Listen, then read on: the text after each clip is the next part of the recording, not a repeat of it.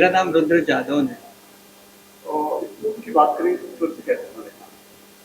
Okay, तो ये film जब मैं बनाना शुरू किया था तब ये 2 डिफरेंट डिफरेंट फ़िल्म थी। पारो एक अलग कहानी थी, पिनाकी एक अलग कहानी थोड़ा थी। तेज बोलिए। पारो एक अलग कहानी थी, पिनाकी एक अलग कहानी थी। लेकिन फिर मैंने इसको जॉइन किया और एक फ़िल्म बनाई जिसका नाम है पारो पिनाकी की कहानी। जैसे हमारे समाज में बोला जाता है कि जजमेंटल मत होइए और फिर आप बहुत सारे लेबल्स देते हैं, जैसे अल्फ़ा ए, अल्फ़ा बी मेल्स में चलने लग गया है। जनरेशन गैप आ गए, मिलेनियम, जेन जी, पता नहीं क्या क्या। वो बोलते हैं कि आप जजमेंटल मत होइए। लेकिन हमारी जो फिल्म है वो जिस बारे में बात करती है वो दुनिया का सबसे बड़ा जजमेंट है, मेल और फीमेल का डिस्क्रिमिनेशन। मेल और फीमेल किस तरह से अलग अलग, हम कितना भी किसी भी तरह की बातें कर लें लेकिन मेल और फीमेल किस तरह से हम देखते हैं, पहले तो इस बारे में बात करती है। फिर उसके बाद बात करती है ये कास्ट के ऊपर, उसके बाद रिलीजन के ऊपर, उसके बाद एजुकेशन के ऊपर। तो जिस तरह के भी डिस्क्रिमिनेशन है, चाहे क्लास के ऊपर हो या किसी के ऊपर हो, जिस पे आपने डिफरेंट डिफरेंट फिल्म देखी है, वो सारे डिस्क्रिमिनेशन आपको एक फिल्म में मिलेंगे जिसका नाम है पारू पिनाकी की कहानी। इसमें बहुत सारी चीज़ें ऐसी हैं जो हो सकता है आप फ़िल्म देखें और आपको ऐसा लगे कि यार ये मतलब मैंने उम्मीद नहीं की थी। और ये एक काइंड ऑफ पर्सनैलिटी टेस्ट भी हो जाएगा। जब आप बाहर निकलेंगे आपके दिमाग में किस तरह के क्वेश्चंस आते हैं, जिस तरह के क्वेश्चंस आते हैं उस तरह के इंसान आप हैं।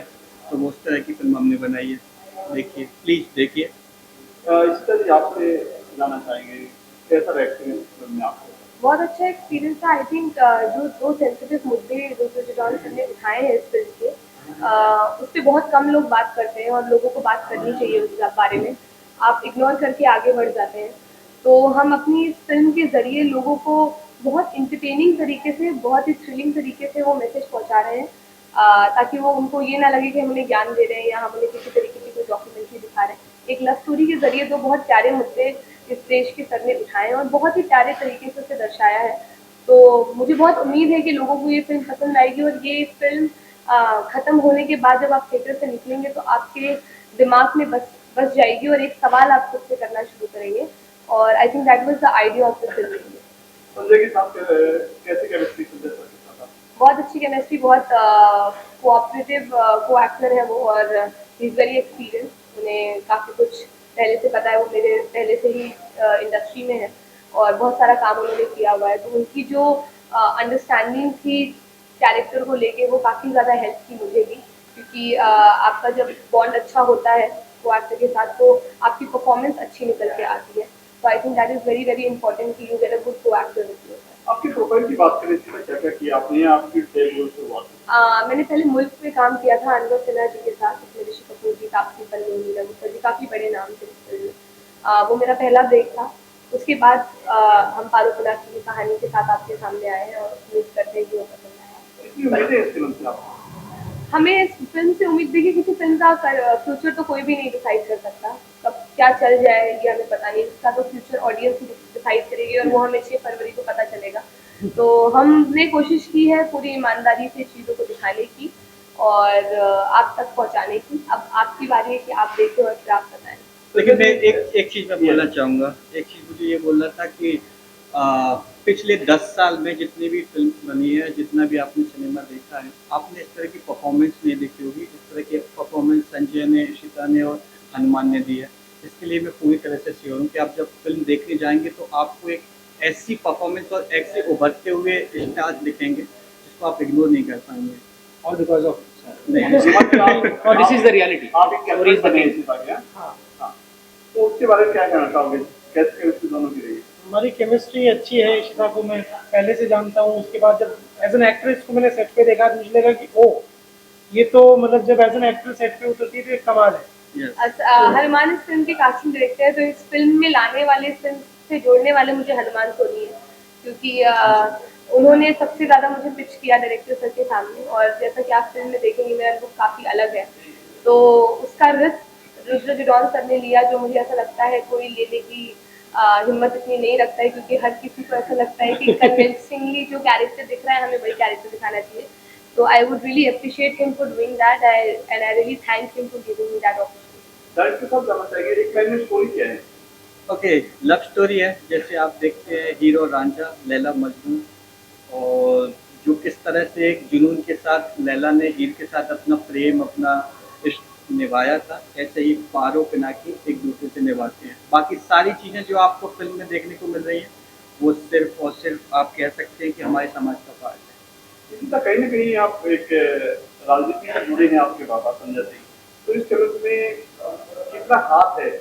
मतलब पापा बिल्कुल हाथ नहीं है। हाथ होता तो 10 साल से बॉम्बे में स्ट्रगल नहीं करती होती और मुल्क के 8 साल बाद पारो पिनाकी की कहानी नहीं करती होती। प्रोड्यूसर में आपने मेरा नाम देखा होगा, इसलिए आप ये सवाल पूछ रहे हैं, तो उसका जवाब मैं आपको देना चाहूँगी कि ये फ़िल्म किन्हीं कारणों की वजह से रुक गई थी और ये एक ऐसा सब्जेक्ट था और ऐसा काम था मेरा भी एज एन आर्टिस्ट, जो मुझे चाहिए था कि बाहर आए और लोगों तक पहुँचे। सबसे ज़्यादा तो ये सब्जेक्ट लोगों तक पहुँचे, वो बहुत बहुत ज़रूरी था। उसके बाद 10% मेरा खुद का लालच था कि मैं एज एन आर्टिस्ट इस इंडस्ट्री में एक स्पेस बना पाऊँगी।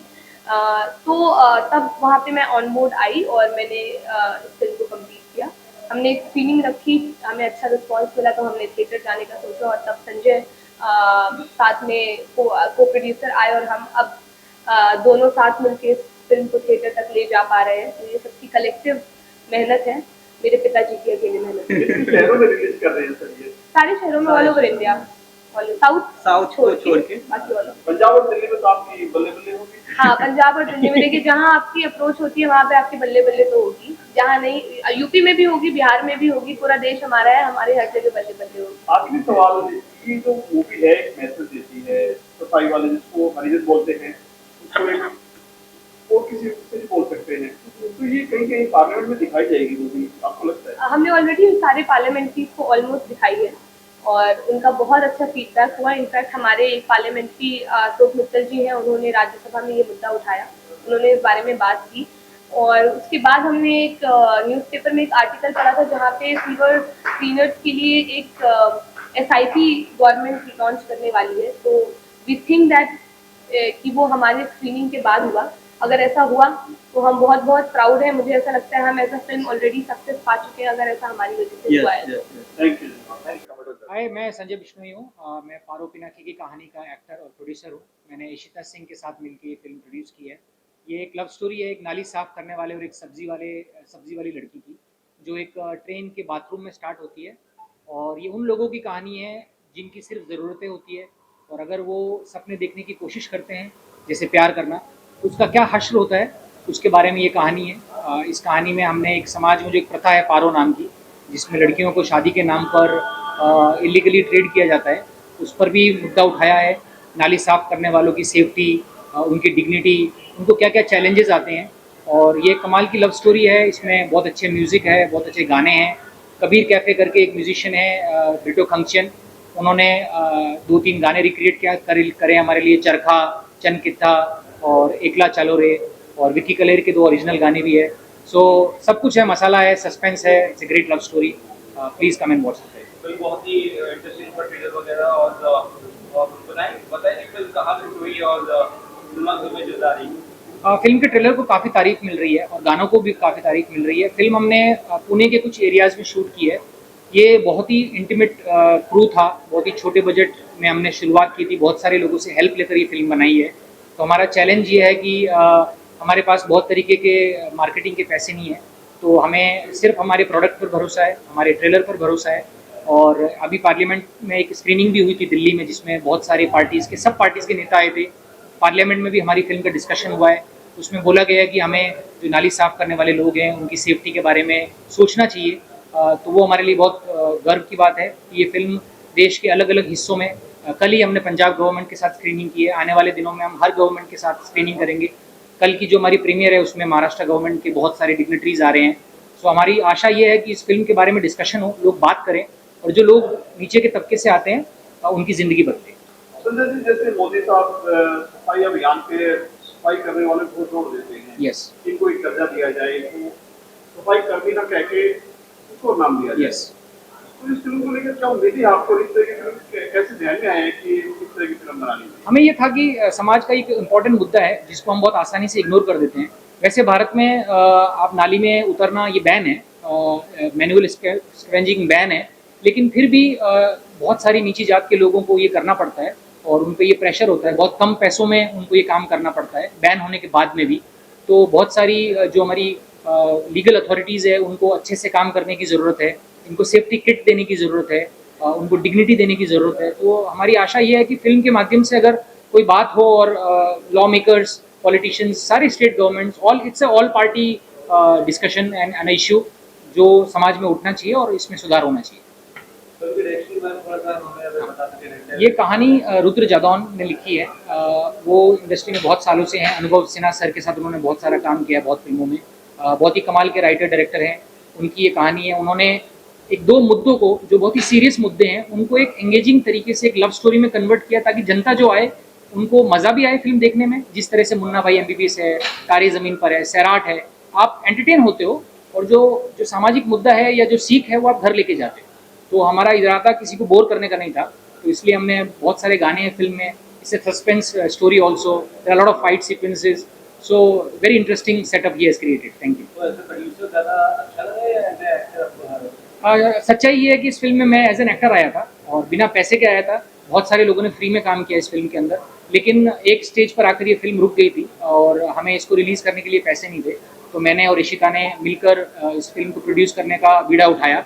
इशिता के पापा संजय सिंह जी जो आम आदमी पार्टी के सांसद हैं, उन्होंने हमें हेल्प की, पार्लियामेंटेरियंस के लिए स्क्रीनिंग अरेंज की और धीरे धीरे ये मुद्दा उठता गया और कल हम सिनेमाघरों में आ रहे हैं और ये हमारे लिए बहुत गर्व की बात है। आपके ऊपर पॉलिटिकल हाथ है?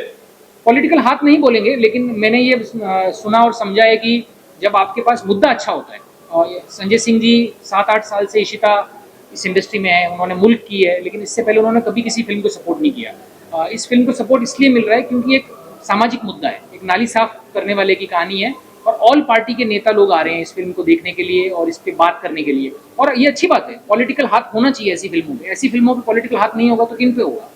हमें इन लोगों की ज़िंदगी बदलनी है, तो यही ज़रूरत है कि पॉलिटिकल हाथ ऐसी फिल्मों पे आए और एक मुद्दा बने, डिस्कशन हो और बदलाव आए।